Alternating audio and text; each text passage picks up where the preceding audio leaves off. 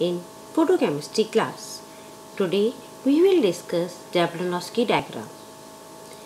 ये फोटोकेमिस्ट्री का एक महत्वपूर्ण पार्ट है और एग्ज़ाम पॉइंट ऑफ व्यू से भी ये बहुत इम्पॉर्टेंट टॉपिक है। ये जैब्लोनस्की डायग्राम दिया हुआ है। इस डायग्राम को हम आगे समझाएंगे। देखो यहाँ पे S0 ग्राउंड स्टेट है, ये बता रहे हैं। यहाँ से ये लाइट एब्जॉर्ब करेगा, फिर ये एक्साइटेड होगा। इसके बाद देखो डिफरेंट इंटरनल कन्वर्जन होंगे, इंटर सिस्टम क्रॉसिंग होगी, ये वापस ग्राउंड स्टेट पे आएंगे। तब क्या क्या होगा ये हम इसमें स्टडी करेंगे। जैब्लोनस्की चित्र की सहायता से प्रतिदीप्ति फ्लोरेसेंस एवं सफुरदीप्ति फास्फोरेसेंस की संतोषजनक व्याख्या की जा सकती है। हम जानते हैं कि अधिकांश अणुओं में इलेक्ट्रॉन की इवन संख्या होती है, सम संख्या होती है, तथा सामान्य अवस्था में इलेक्ट्रॉन चक्रण युक्त स्पिन पेयर्ड के रूप में रहते हैं। किसी अवस्था की चक्रण बहुलकता स्पिन मल्टीप्लिसिटी का सूत्र होता है 2s+1 द्वारा व्यक्त किया जाता है। यहाँ s संपूर्ण चक्रण कोणीय संवेग को प्रदर्शित करता है। स्थिति 1 एकक सामान्य अवस्था। इस अवस्था में सभी इलेक्ट्रॉन युग्मित होते हैं, जिसके फलस्वरूप सभी इलेक्ट्रॉन चक्रण परस्पर उदासीन हो जाते हैं। इस अवस्था को S0 से प्रदर्शित करते हैं। इसे निम्न प्रकार से स्पष्ट किया जा सकता है: S1 + ½ S2 - ½ S+1 +2 +½ S1 की वैल्यू पुट कर दी, S2 की वैल्यू पुट कर दी। तो क्या होगा, जब हम +1 और -½ को ऐड करेंगे तो हमारा रिजल्ट आएगा 0। अब हम इस मल्टीप्लिसिटी वाले फॉर्मूले में इसको वैल्यू को रख देते हैं। S की वैल्यू, S हमारा हो गया 0, तो 2 × 0 + 1 तो हमारा हो जाएगा 1। अतः अणु की समान अवस्था में जब सभी इलेक्ट्रॉन युग्मित होते हैं, चक्रण बहुलकता इकाई होती है। इस अवस्था को एकक सामान्य अवस्था कहते हैं। देखो ये सामान्य एकक अवस्था है, ग्राउंड स्टेट है, 0 में है, और यहाँ ये पेयर्ड है, बने हुए हैं। ये फोटोन ऑब्जर्व करेगा और एक्साइटेड हो जाएगा। एक्साइटेड होके अब देखो, यदि ये ऑपोजिट डायरेक्शन में ही एक्साइट होता है तो उत्तेजित एकक अवस्था कहलाती है एस यहाँ पे।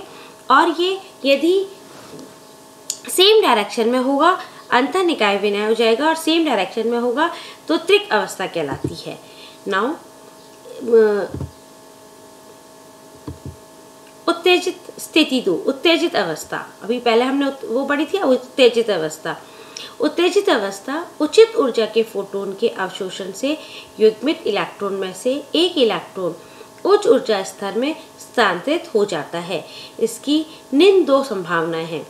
पहली एकक उत्तेजित अवस्था, और जब फोटोन के अवशोषण से इलेक्ट्रॉन उच्च ऊर्जा में स्थानांतरित हो जाता है और इलेक्ट्रॉन के चरण की दिशा अपरिवर्तित होती है, तब इस अवस्था को एकक उत्तेजित अवस्था कहते हैं। अभी आपको बताया था कि जब उनकी डायरेक्शन में कोई चेंज नहीं आता तो हमारा S क्या होगा, 0 होगा, और एकक उत्तेजित अवस्था में इलेक्ट्रॉन बहुलकता क्या हो जाएगी, 1 हो जाएगी।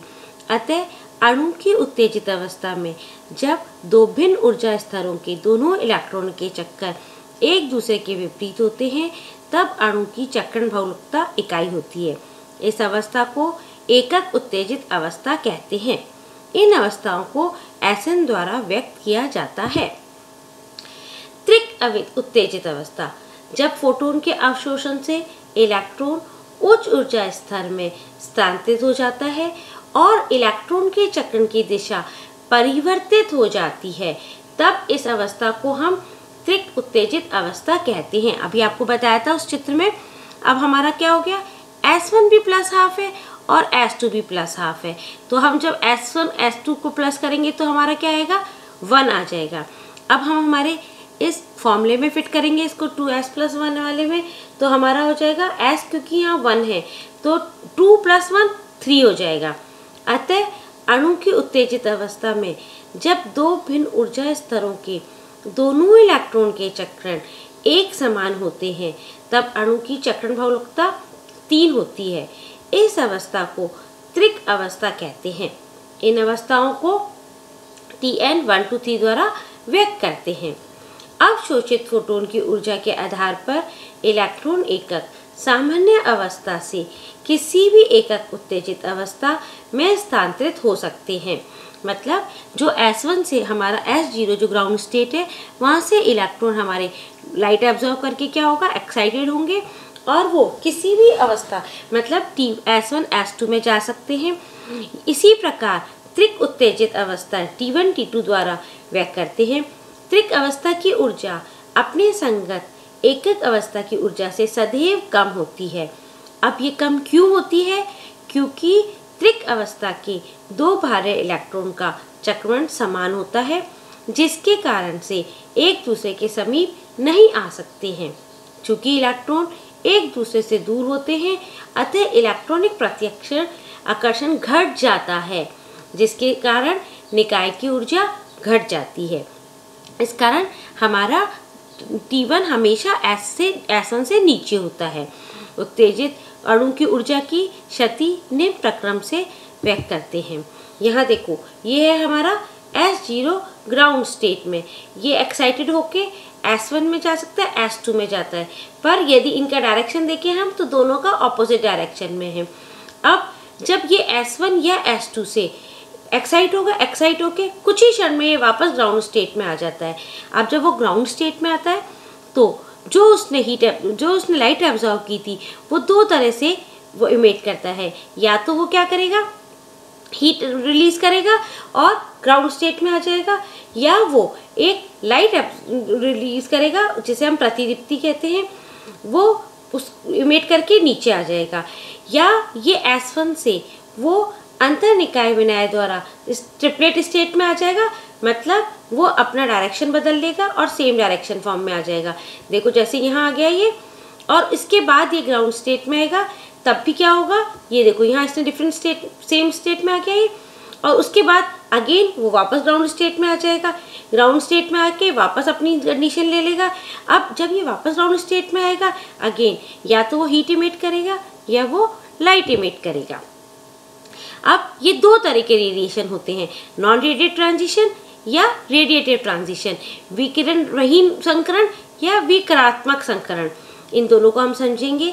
अब विकिरण वहिक संकरण, नॉन रेडिएटिव ट्रांजिशन, इस प्रकार के संकरणों में फोटोन उत्सर्जित नहीं होते हैं, अपितु 10⁻11 सेकंड से भी कम समय में आणविक संघटन मॉलिक्यूलर कोलिजन के द्वारा सक्रिय अणु की ऊर्जा S1 या T1 में आ जाता है।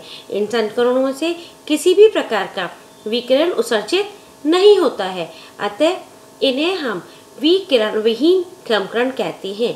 और इस प्रकार के प्रक्रम को आंतरिक रूपांतरण इंटरनल कन्वर्जन कहते हैं।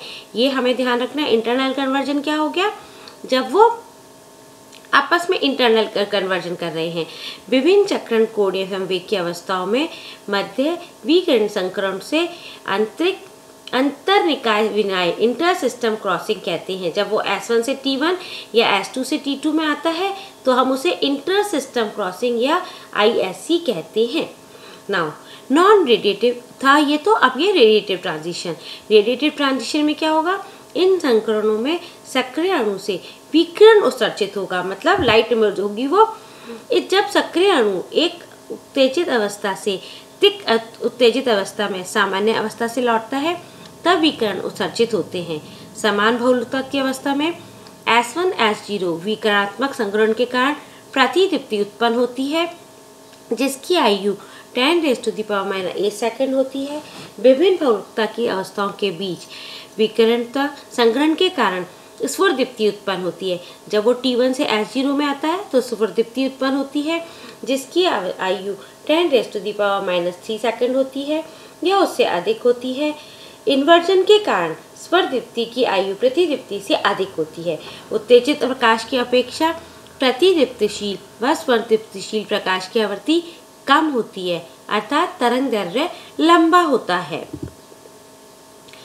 रासायनिक अभिक्रिया। अब रासायनिक अभिक्रिया कहाँ होंगी, आपको बोला T वाली स्टेट, ट्रिपलेट स्टेट जो है वो ज़्यादा स्टेबल होती है, इसलिए वहाँ पे और टाइम भी उसके पीरियड भी ज़्यादा होता है। इसलिए हमारी जितनी भी रासायनिक अभिक्रिया होंगी वो ट्रिपलेट स्टेट पे होंगी।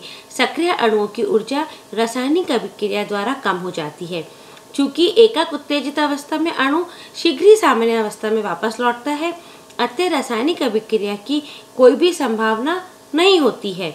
इसके विपरीत त्रिक उत्तेजित अवस्था में अणु उपेक्षाकृत मंद गति से सामान्य अवस्था में वापस लौटता है, अतः रासायनिक अभिक्रिया संभव होती है। सक्रिय अणु अधिक ऊर्जा को अन्य अणुओं की स्थानांतरित कर देते हैं, जो ऊर्जा ग्रहण करके रासायनिक अभिक्रिया करने लगते हैं। अब एकक अवस्था और त्रिक अवस्था में क्या अंतर है?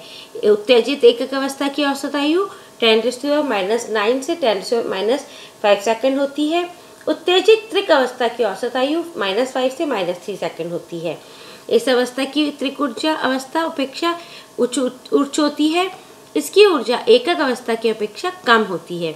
इस अवस्था की प्रकृति प्रतिचुंबकीय डायमैग्नेटिक होती है, जबकि त्रिक अवस्था की प्रकृति अनुचुंबकीय पैरामैग्नेटिक होती है। यह हमारा डायग्राम है। देखो वापस एक बार आपको ले लिया है जिससे आपको समझाएं। यहाँ पे ये देखो S0 क्या है, ग्राउंड स्टेट में है। ग्राउंड स्टेट से ये S0 ग्राउंड स्टेट में है। यहाँ से इसने लाइट एब्जॉर्ब की, ये देखो लाइट एब्जॉर्ब की, लाइट एब्जॉर्ब करके ये S1 या S2 पे जा सकता है या कहीं भी ऊपर जा सकता है, जितनी वो लाइट एब्जॉर्ब करेगा। अब जब S2 से S1 में आएगा तो IC मतलब क्या है, इंटरनल कन्वर्जन हो रहा है। या जब ये S1 से T1 आएगा, इसे हम क्या कहते हैं, इंटर सिस्टम क्रॉसिंग कहते हैं। या T2 से T1 में आएगा, अगेन इंटरनल कन्वर्जन कहलाएगा वो।